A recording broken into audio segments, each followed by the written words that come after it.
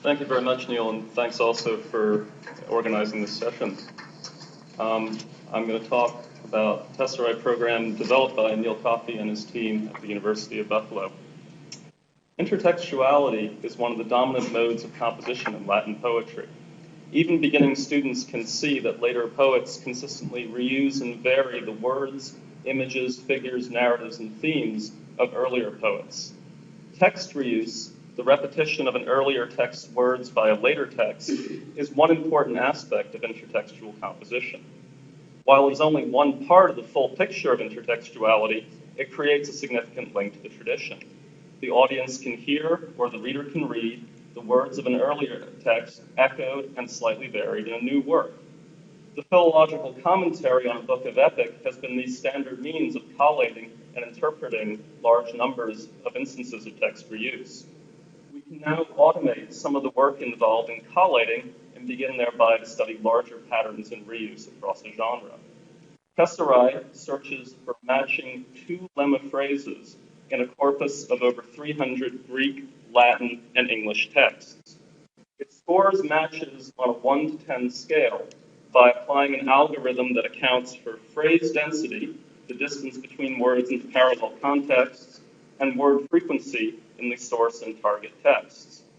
Less frequent words that appear closer together in two texts will score higher than more common words that appear further apart in the same text. Here's the formula on a slide. If you have a handout, it's handout number 1. Phrases with rare words that are close together are more likely to be instances of interpretively significant reuses of a predecessor's text, and less likely to be coincidentally overlapping uses of a shared vocabulary. For a familiar example, here's the phrase summa dies, the final day, uttered by a character in Statius's Thebaid. That's recapitulating comments made by similar characters in Lucan and Virgil, and perhaps, but who knows, going back to an original in Plautus. Details on how Tesserae works are available on the Tesserae website and in the articles by Coffey and his collaborators listed on the bibliography in the handout. I'll talk today very briefly about two main uses of the program: the basic search for phrases shared by a single target text and a single source text, and in the second part of the paper, the beginnings of a macro-philological study using Tesserae to examine comparative rates of text reuse among the poets of Latin epic. This is what the Tesserae interface looks like. I've entered Silius Punica epic Punica as the target text and Virgil's Aeneid as the source text.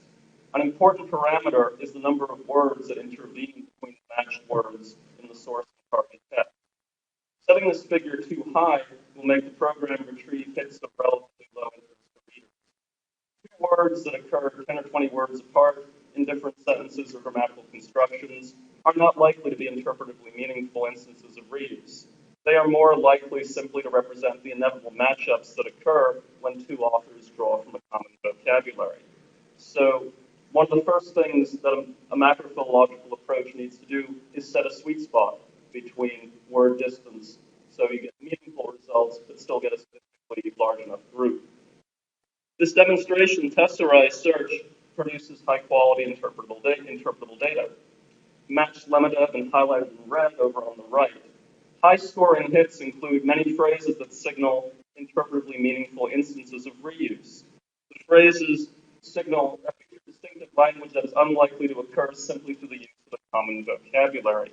And if you're following on a handout, this is handout number 3.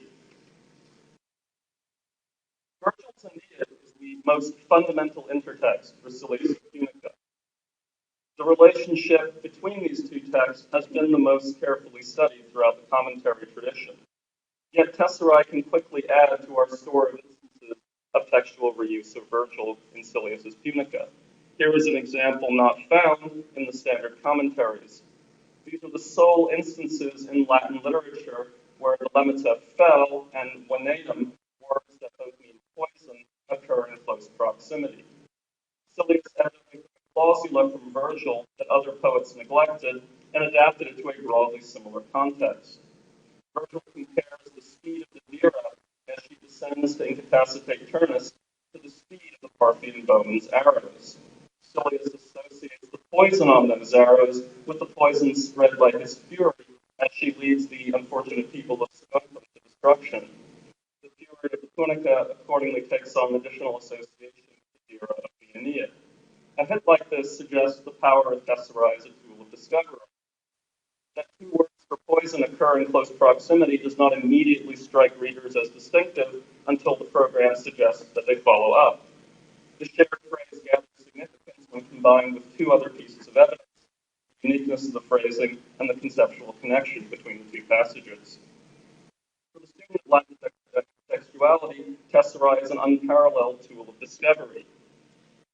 Coffey and his co-authors used Tesserae to find approximately 25% more instances of significant text reuse than were found in the standard commentaries on Luke and Book 1.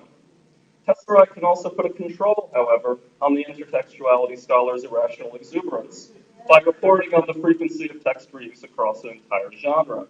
So I'll move now to part 2, a macrophilological study.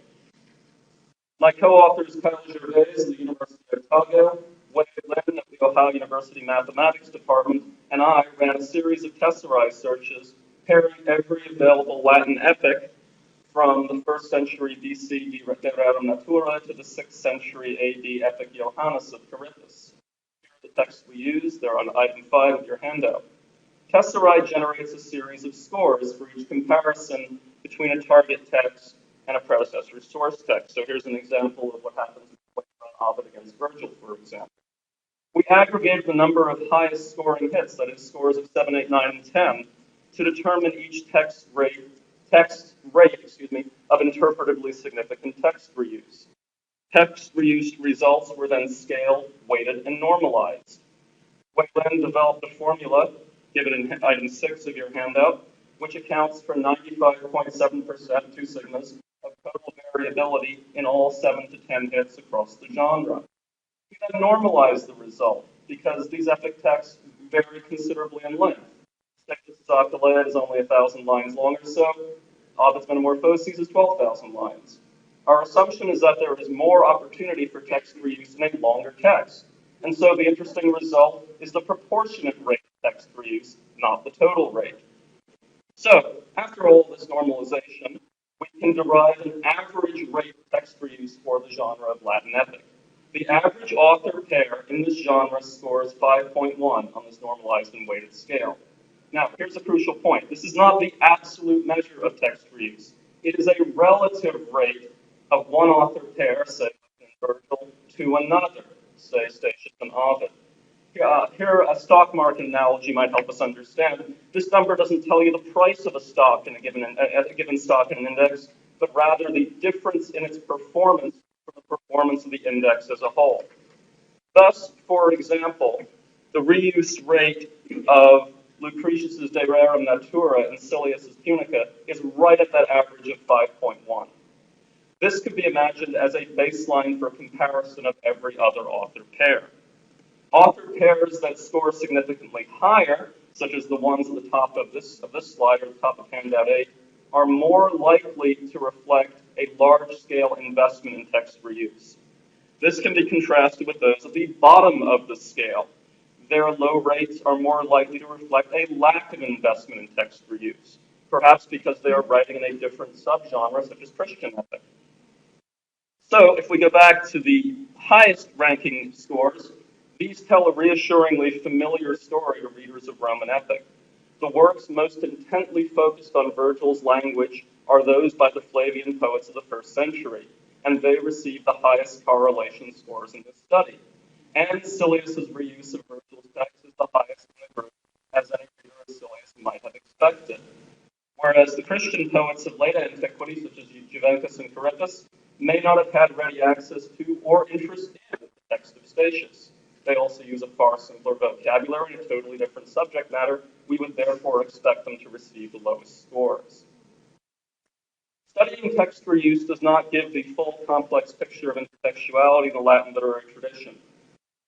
The Tesserae functions more as a tool of discovery. It does not give a comprehensive interpretation or even a full survey of all intertextual phenomena.